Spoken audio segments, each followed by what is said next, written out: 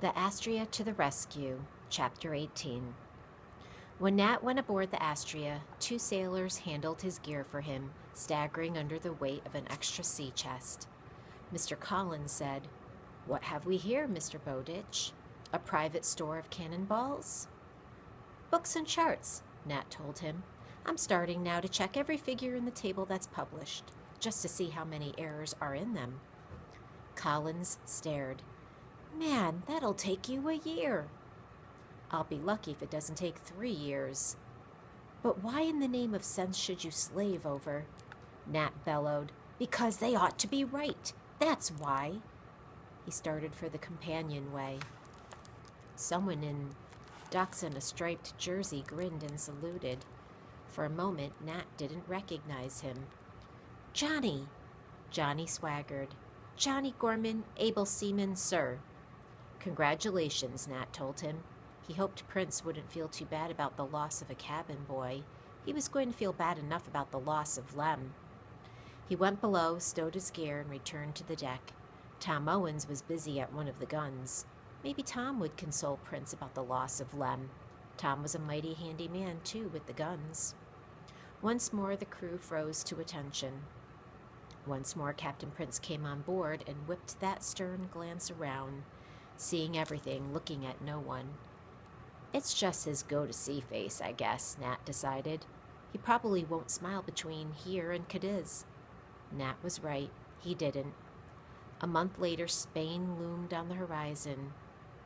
A blockade of British ships stood between the Astrea and the harbor of Cadiz. Captain Prince answered the hail of a British ship, ordered his longboat overside, and he and Nat went to present their papers to the British captain. The Englishmen scanned their papers, asked dozens of questions, and gave them a pass to enter Cadiz and trade.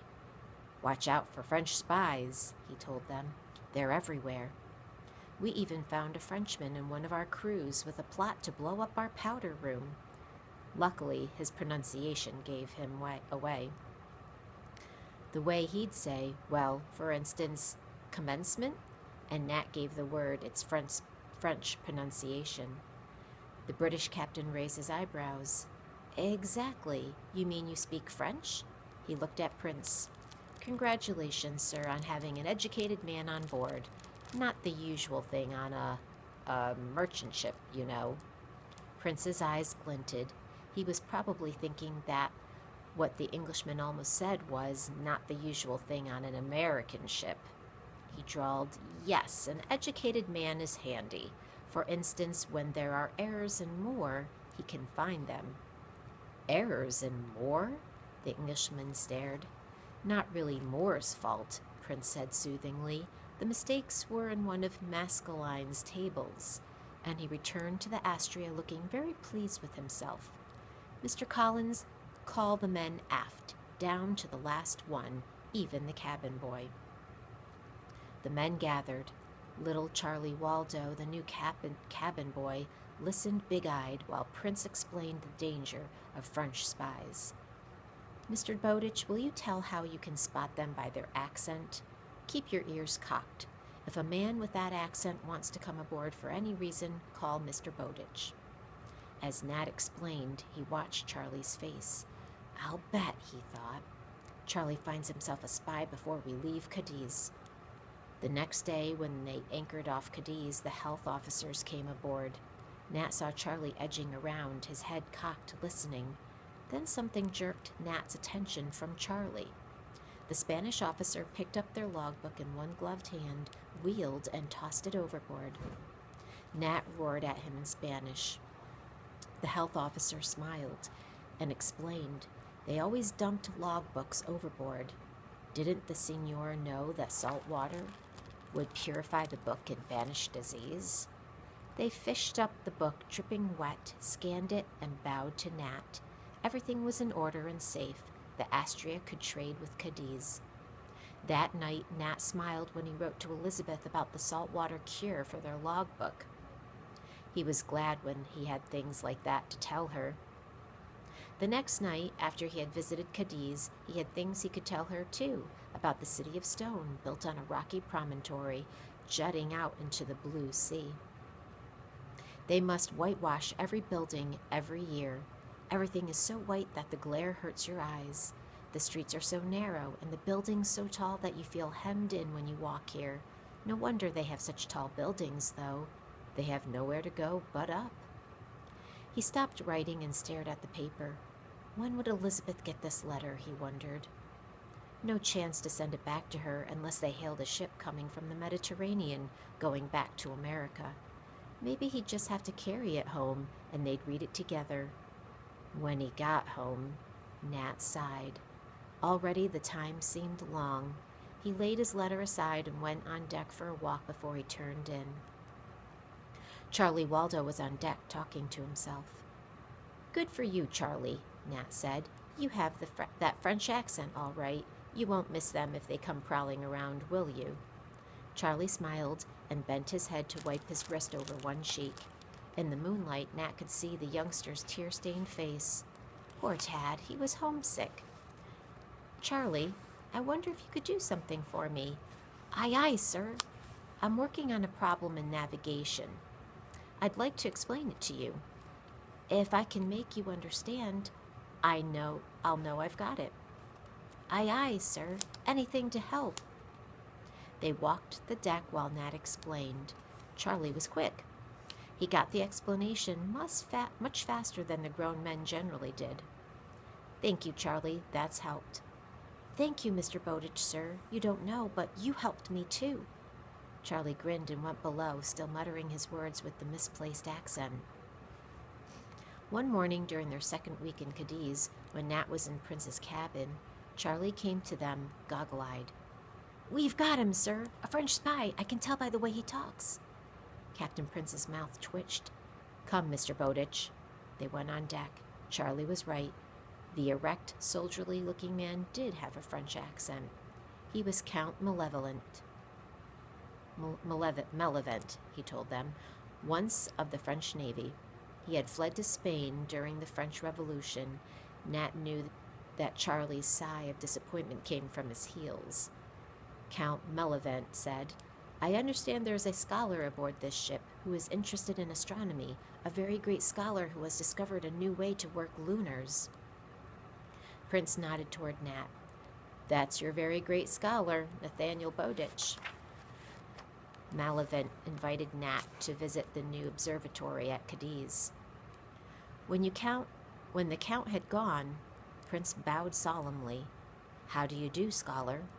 Nat laughed, but he felt the same warm flood of happiness he had felt when Dr. Holyoke called him an astronomer. He couldn't explain how he felt to a grown man, though. What it was to remember when he was 12 and found he'd never go to school again. Nathaniel Bowditch, indentured. He shrugged off the memory.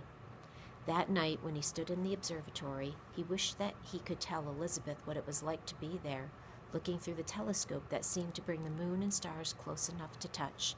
It was late when he returned to the Astrea, but he wrote to her. "You seemed very near when I looked at the moon, because I knew you could see it too." He smiled at that sentence, pleased. Maybe he'd learn to say things the way he wanted to someday. "All hands on deck!" He heard the yell and jumped to his feet. Dimly, he realized he'd been hearing the boom of cannon in the distance. He hurried topside. The gunfire was coming from the British fleet. What had happened? Was Napoleon attacking? He was supposed to be somewhere in the Mediterranean. The deck of the Astrea was alive with action, men running to secure battle lanterns to loosen the guns.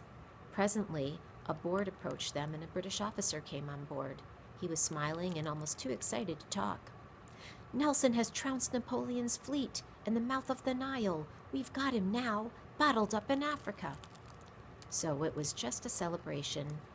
Tom Owens growled, "Secure your guns." Nat smiled at the words. Tom sounded as disgusted as Lem Harvey would have been.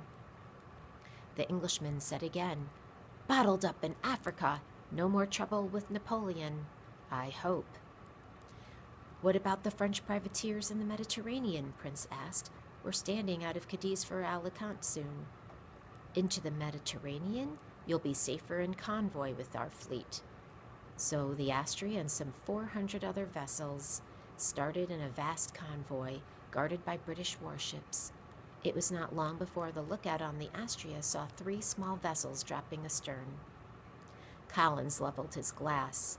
The lagging vessels were American. "What are the fools up to?" he muttered. Prince studied them too. "They're too heavy laden to keep up. Scuppers under, the lot of them. Serve them right if—" Then he said, "Bring her about, Mr. Collins." "Aye, aye, sir." There was no hesitation from the first mate or from any of the crew as they fell to with a will to bring the Astrea about. They left the protection of the convoy and headed back toward the floundering little vessels. When the Astrea was close enough to speak the ships, Captain Prince hailed them. The Astrea, he told them, had 19 guns and a crew that could use them. Cheers rose from the little ships. Tom Owen swaggered and grinned. "One-man convoy, that's what we are." Nat smiled to himself. Lem Harvey wasn't the only man born for a fight. For 2 days, the Astrea trimmed sail to the speed of the floundering vessels. Tom began muttering under his breath. What was the use, he wanted to know, wallowing along with fools who didn't know how to sail? "They couldn't make 6 knots in a trade wind," he grumbled. "They don't deserve—" The lookout's sing-song, "Sail ho!" froze every man in his tracks. Then, with a glad bellow, Tom leaped for the guns. Captain Prince came on deck and leveled his glass. 3 of them," he said, "and flying French colors." There was no doubt about the colors or the intentions of the 3 ships. They were altering their course, bearing straight down on the Astrea. When the decks were cleared, the guns bowsed out. Prince went below with Nat. Prince opened the logbook and picked up a quill. "Better note this now," he said dryly. "Maybe a little rushed later." He made the entry and dusted the ink with sand. "We'll need someone in the powder room when things start," he said. Nat sat down and pulled off his shoes. He knew the danger of a scuffed nail striking a spark and setting off the powder. "I can take care of the powder room." Prince frowned and started to speak. Then he shrugged. "Why not? I was going to say we can't risk having our navigator blown to bits. You know, if the powder room gets a direct hit, it goes. But if the powder room's blown to bits, the Astrea won't need a navigator, will she? Carry on, Mr. Bowditch." He went topside. Nat went to the powder room, blinking in the gloom. The only light there came from a small round window into the next cabin. For a moment, Nat was disappointed. He thought of getting a little work done while he waited. He'd forgotten they couldn't risk candles or lanterns near the kegs and bags of powder. Johnny was there, sloshing down the floor with water. "They say it helps some. Of course, if that tier of kegs gets a direct hit." He shrugged and grinned. "Good luck, Mr. Bowditch, sir." Nat's eyes grew accustomed to the dim glow. It really wasn't too dark, he decided, and no use just sitting there twiddling his thumbs till they needed him to hand up the powder. He went to his cabin and got his slate and pencil. The next thing he heard was Prince's bellow.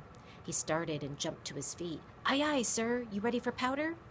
Prince said, "The Frenchies didn't like our guns. They got close enough for a good look, then crowded sail and cleared out." Tom's disgusted. "Sorry I forgot about you and left you down here so long."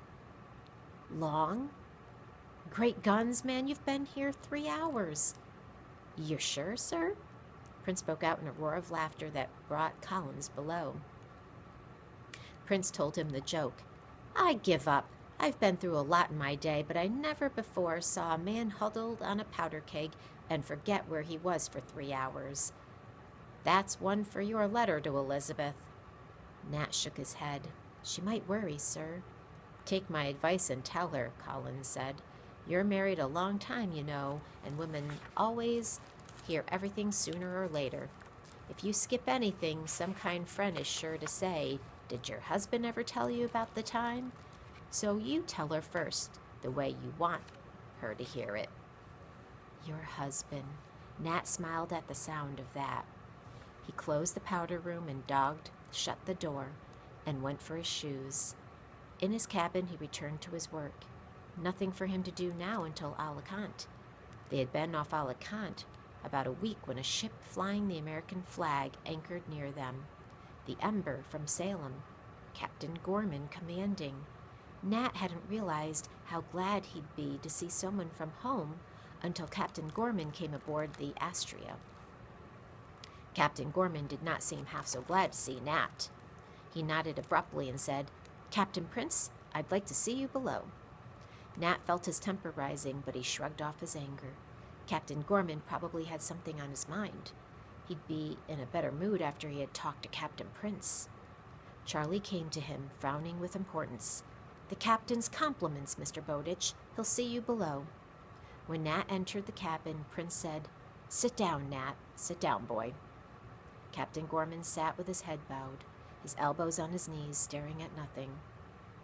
Prince strode up and down the cabin a few turns. I'm not going to stand off and on about this, Nat. Elizabeth, your wife, is dead," Captain Gorman said. "That's all I know, Mr. Bowditch. A ship passed me that had left Salem later than we had. They gave me the word." Nat didn't know when they went out. He realized finally that he was alone, and the cabin was growing dark. 8 bells sounded. He had offered to take the anchor watch. He went topside. Mr. Collins said, "You've been relieved, Mr. Bowditch." Nat thanked him and went forward to the bow. For a long time he stood there staring at the sky. The moon rose and made a glittering path on the water. Nat found himself staring into the water. How deep was it, he wondered. Charlie Waldo spoke at his elbow. "Mr. Bowditch, sir?" Nat stiffened. "Yes, what is it?" "I need you, sir. Could you help me, please? This navigation I'm trying to learn." "Of course, Charlie. Come along to my cabin." For an hour he worked with Charlie over the problem that had stumped him, explaining this way and that until the boy understood. "I have it now, sir. Thank you." "Thank you, Charlie Waldo. You may not know, but you've helped me too." He went topside again and found Mr. Collins. "I'll stand the next anchor watch," he said. "I don't seem particularly sleepy." Collins nodded. "Right, Mr. Bowditch." He was silent for a moment. Then he went on quietly. "I remember when I lost my wife. Work helped."